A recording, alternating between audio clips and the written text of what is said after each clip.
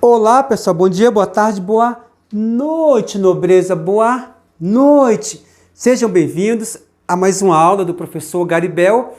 Química. Aqui, Química é mole, mole. Mole é a nossa segunda aula do primeiro ano, sendo a segunda etapa, a segunda parte da história da Química. A gente vai aproveitar e ver a parte também de modelos. Na primeira parte, a gente viu a questão lá da pré-história, o fogo. Depois nós vimos lá 4.000 a.C. Depois nós passamos lá para o período da Grécia Antiga, os primeiros preceitos filosóficos da constituição da matéria. Demócrito e Leucipo, matéria feita de átomo. Aristóteles, Empédocles, a matéria, você tinha lá a alusão aos 4 elementos: água, ar, terra e fogo, que nada mais era do que as mudanças de estados físicos da matéria. Agora a gente tem um período importantíssimo para a história da química, especialmente para atribuir a química tal qual a conhecemos hoje. Pessoal, foram os alquimistas que criaram várias técnicas de laboratório, foram os alquimistas que sintetizaram várias substâncias, por exemplo, o ácido sulfúrico, que a gente coloca na bateria. Portanto, eles foram fundamentais para concebermos a química como ciência tal qual nós temos hoje. Eles tinham o interesse de alcançar, de ter algo chamado de pedra filosofal. E a partir dessa pedra filosofal, de posse dessa pedra filosofal, eles tinham 2 grandes objetivos que merecem destaque. O elixir da vida, que era algo que desse para você a vida eterna, Garibel, a vida eterna, para você viver para sempre. Quem não quer, não é? Veja eu aqui, 89 anos com uma fisionomia de 25 anos. Portanto, eu praticamente tomo o elixir da vida. Então, o elixir da vida é algo que dessa vida é eterna. Mas eles queriam também fazer a transmutação nuclear, ou seja, transformar qualquer metal em ouro. Metais simples como o ferro, o chumbo. Eles queriam transformar esses metais em ouro. Conseguiram? Não, Garibel, não, Arnaldo, não. Mas, pessoal, deram um passo gigantesco para a evolução da química, especialmente como ciência. Por quê? Pessoal, foi a partir dessa vontade de criar algo que desse a vida eterna que eles viviam em laboratório sintetizando substâncias, e um médico chamado Paracelsus, também alquimista, criou a iatroquímica, que é a química dos remédios, que nada mais é hoje do que a farmácia. Portanto, foi a partir dos alquimistas que, naquela disposição de criar porções para promover cura nos doentes, acabaram criando a farmácia. Essa, inclusive, é uma das razões que aos alquimistas é atribuído o título de bruxo. Muitos alquimistas morreram nesse período aí, porque eram chamados de bruxo. Ao querer alcançar a transformação de qualquer metal em ouro, eles aperfeiçoaram o domínio da metalurgia. Não é isso? Garibel! Sim, Abúndio pergunta. Deixa eu botar o nome aqui do Abúndio. Abúndio. Pergunta, Abúndio.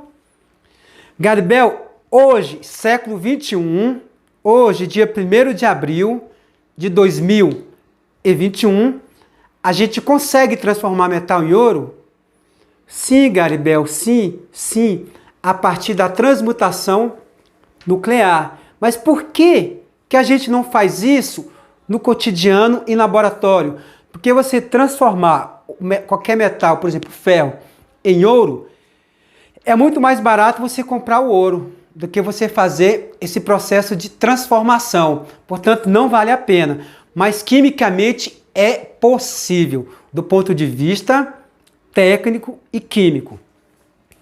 Pessoal, passa o período dos alquimistas, a gente tem aí alguns momentos que merecem a gente debater e aqui a gente colocar. A gente tem uma crise em um momento da história, uma crise muito tensa entre a ciência e a religião que se confundia com o próprio Estado. Era assim, não é isso? Na Idade Média. A Idade Média, ela criou um organismo chamado de Santa Inquisição. E qual era o papel da Santa Inquisição? Era fazer o julgamento daqueles personagens que eles consideravam herege, que iam contra os princípios e dogmas da Igreja Católica e do Estado. E aí, é bom a gente registrar que nós tivemos dois grandes nomes que pagaram um preço muito alto. Nós tínhamos um monge chamado Giordano Bruno. Giordano Bruno, ele concebeu, ele era um monge, e ele concebeu que o centro que a Terra, de que o universo, é infinito. Ou seja, com seus estudos, ele concebeu que o universo é infinito. E contrariou uma teoria da época, de que o universo era finito. O Giordano Bruno, ele estava tão além do seu tempo, que ele concebia a possibilidade de existir vida em outros planetas. Giordano Bruno, por contrariar os dogmas da época, foi queimado vivo, Garibel, foi queimado vivo.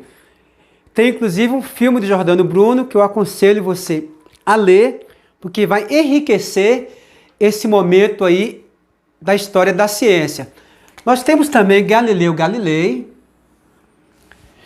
que contrariou a teoria do geocentrismo da época. O que era a teoria do geocentrismo? Geocentrismo. Geocentrismo, Terra.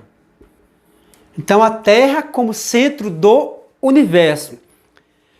Essa era a teoria que prevalecia. Porém, Galileu Galilei, acompanhando os estudos físicos de Nicolau Copérnico, ele apresentou a teoria de que o centro do universo é o Sol, Garibel, Sol. Contrariou, naquele momento, os princípios da teoria do geocentrismo e Galileu Galilei foi condenado à prisão perpétua e morreu em casa. Um dado que eu não poderia deixar de dizer aqui: em 1992, o Papa João Paulo II, em um documento emitido pela Igreja Católica, a Igreja pediu redenção a Galileu Galilei, ou seja, pediu desculpa, fez esse momento de reflexão sobre esse erro que foi cometido nesse momento aí de tensão entre a Igreja e o próprio Estado e a ciência. Hoje, para o bem da própria humanidade, a Igreja, o Estado e a ciência andam quase que sempre de mãos dadas, diferentemente de momentos passados da nossa história. Fiquem com Deus, um abraço, pessoal. A gente vai agora para outra parte dessa aula. Eu vou dividir essa aula aqui e vou botar mais uma aula só sobre modelos científicos, que é a próxima aula, Garibel.